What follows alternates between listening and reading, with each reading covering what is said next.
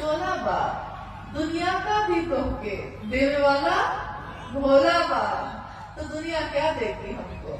दुनिया तो कभी प्रेम देती है, कभी अपमान करती है, कभी अपना बनाती है, कभी पराया कर देती है। लेकिन महादेव तो ऐसा नहीं करते।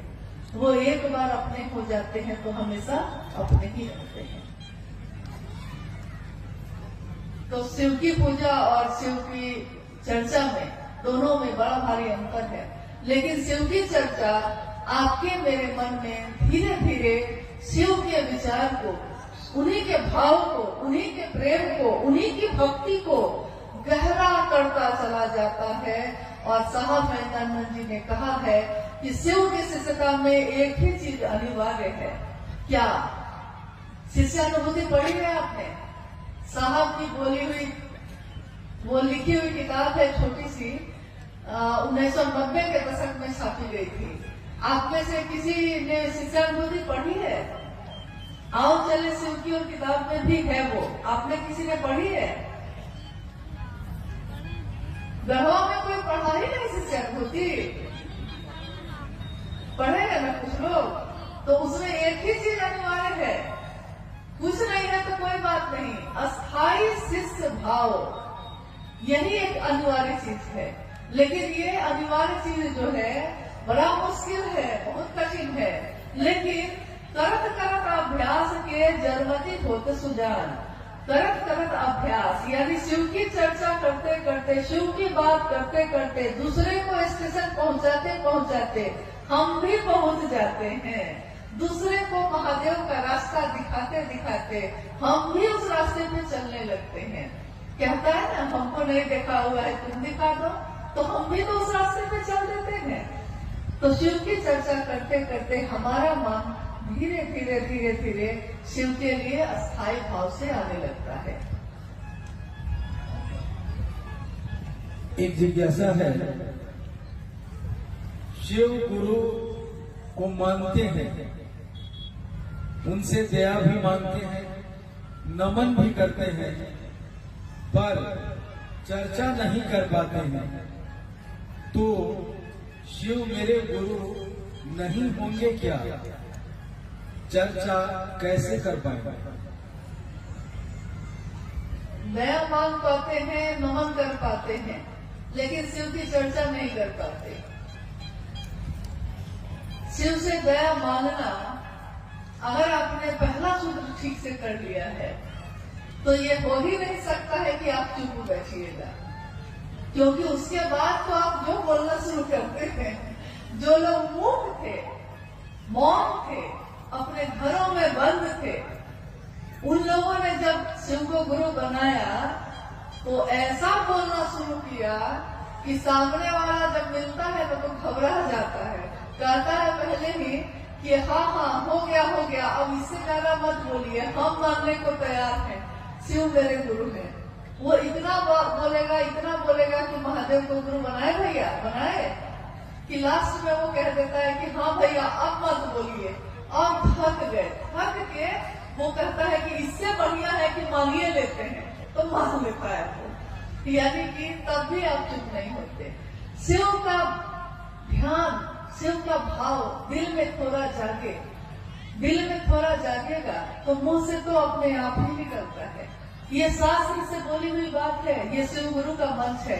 बोलिए, आपने कभी किसी को विद्वान, बड़े बड़े विद्वान को आके यहाँ बोलते सुना है? कभी नहीं सुना होगा। हमारे गुरुभाई गुरुबानी बोलते हैं, वही भजन गाते हैं, वही चर्चा करते हैं, वही संचालन करते हैं। यानी शिव शिष्यों की ये दुनिया, हाय रे ये दुनिया, हरिंदर की दुनिया, एक हरिंदर निहाल सारी दुनिया। कैसी दुनिया उन्होंने बनाई है, जिसमें कोई शास्त्र नहीं पढ़ा हमने, कोई किताबें नहीं पढ़ी हैं। कितने लोग तो अनपढ़ हैं, दुनिया जिसको कहती है गंवार वो भी है। लेकिन जब महादेव की बात करना शुरू करते हैं तो लोग ठहर के सुनते हैं कि कौन बोल रहा है ये, भैया ये कहाँ से सीखा आपने, वो कहता है, पूछता है। और भैया या दीदी कहती हैं कि भाई ये तो भैया साहब महेंद्रानंद जी का बात है जो हम कह रहे थे। तो उसने कहा कि क्या एक एक लाइन उन्होंने कही है? तो नहीं, उन्होंने सिर्फ इतना ही कहा था कि महादेव को अपना गुरु बनाना, लेकिन जब अपना बना लिए है ना, तो हृदय में भाव अपने आप ही जगता है और मुंह से आवाज भी, शब्द भी, वाक्य भी अपने आप ही निकलने लगते हैं। यानी कि महादेव का ध्यान थोड़ा सा हो जाए, थोड़ा सा भाव हृदय में जग जाए, तो चर्चा तो आप खुद ही करने लगते हैं, फिर आप रुकिएगा ही नहीं। इसलिए महादेव से दया जो आप कह रही हैं कि हम मांगते हैं, उसको सचमुच में मांगिए। इसके लिए मांगिए कि महादेव आपका काम मुझसे हो सके, इसके लिए मांगिए। बाकी तो उनकी दया से ही सब कुछ हो जाता है। आप खुद सोचिए, साहब के जीवन में अभी आपने थोड़ी देर पहले सुना, शिव की शिष्यता की पृष्ठभूमि, व्याप्ति, प्रयोजन, यानी साहब के जीवन की घटनाओं के बारे में आपने सुना। साहब के जीवन में 1974 में उन्होंने शिव को गुरु माना, 1975 में नमः शिवाय मंत्र आया, 1986 में आकाशवाणी हुई थी जिसमें आवाज आई कि तुम जो करते हो दूसरे को करने को नहीं कहते। और उसके बाद, इस घटना के बाद से साहब दूसरों से भी कहने लगे। हालांकि 1982 से उन्होंने शिव की बात शुरू कर दी थी, लेकिन 1986 के बाद से ये बात बहुत रफ्तार से होने लगी। लेकिन पहला सूत्र क्या है? क्योंकि कहा जाता है कि गुरु का आदेश शिष्य के जीवन का आधार होता है, तो इस तरीके से तो आकाशवाणी जो हुई थी, गुरु का आदेश तो वही था, पहला सूत्र तो वही होना चाहिए था। लेकिन पहला सूत्र क्या हुआ? शिव से दया मांगना, यानी शिव से दया मांगना। साहब ने कहा कि मैंने अपने जीवन की घटनाओं से ये समझा है कि ये नमः शिवाय का आना और जाना, ये भी शिव की दया है।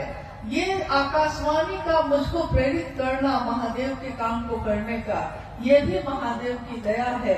मेरे मन में इस श्लोक का गूंजना कि गुरु र ब्रह्मा, गुरु र विष्णु, गुरु र देवो महेश्वर, गुरु साक्षात पर ब्रह्म तस्मै श्री गुरुवे नमः।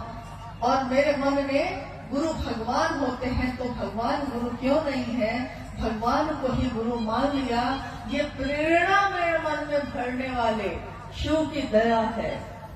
उस प्रेरणा के बाद मैंने शिव को गुरु मानने के बाद अपनी पत्नी से कहा, उसके बाद दुनिया के लोगों से कहा, नमः शिवाय आया, आकाशवाणी आई, दुनिया में लोग, कुछ लोग 12 लोग 13 लोग पहले शिव के शिष्य बने, फिर उसके बाद सैकड़ों लोग बने, हजारों बने, लाखों बने।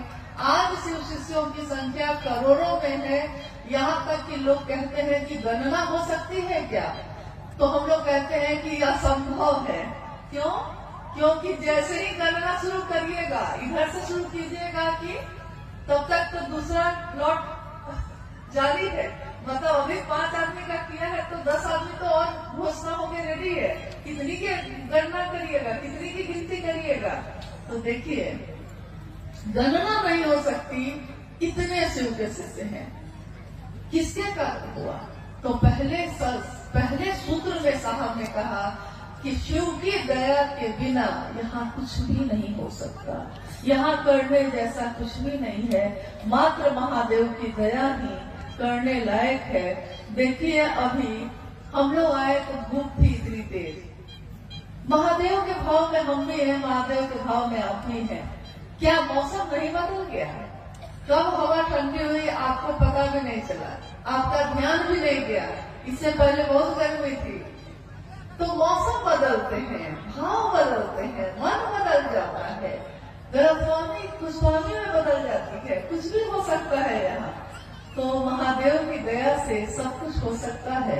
तो पहले सूत्र में साहब ने कहा कि महादेव की दया ही शिष्य के जीवन की शुरुआत करता है। अगर नींव का पत्थर मजबूत हो तो उसमें कितनी भी बड़ी इमारत बनेगी वो मजबूत होगी।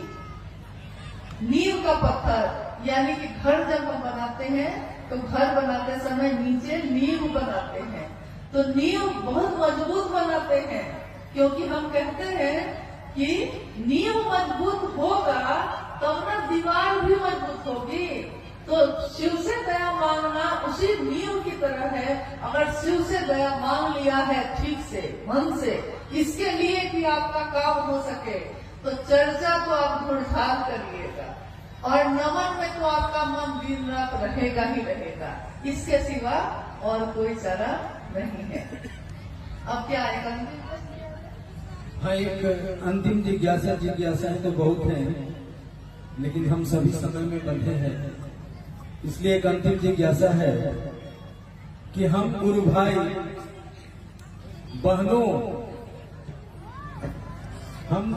गुरु बहनों के जीवन में महाशिवरात्रि का क्या महत्व है? हम लोग महाशिवरात्रि क्यों मनाते हैं? हम सभी गुरु भाई गुरु बहन यानी शिव के शिष्य, हम सभी गुरु भाई गुरु बहनों के जीवन में महाशिवरात्रि का क्या महत्व है? हम महाशिवरात्रि क्यों मनाते हैं? जब साहब मधेपुरा में रह रहे थे, उसी समय मां नीलम जी ने कहा कि हमने शिव को गुरु बनाया है, तो हम लोग को शिव के लिए कुछ करना तो चाहिए, तो हम क्या कर सकते हैं? और कमरे में कुछ लोगों के साथ शिव चर्चा शुरू हो चुकी थी। तो साहब ने कहा कि भाई क्या किया जाए बताओ। मां नीलम ने कहा कि शिवरात्रि का आगमन हो रहा है, क्यों नहीं हम सभी जो कुछ गुरु भाई गुरु बहन हैं, हम मिलकर शिवरात्रि का आयोजन करें। तो साहब ने कहा कि ठीक है, किया जाए। लेकिन उस समय ज्यादातर जगहों पे हरे रामा हरे कृष्णा का बोल चलता था, यहाँ तक कि माँ दुर्गा के मंदिरों में भी, शिव के मंदिरों में भी हर जगह हरे रामा हरे कृष्णा होता था। तो साहब ने कहा कि यार इन महाशिव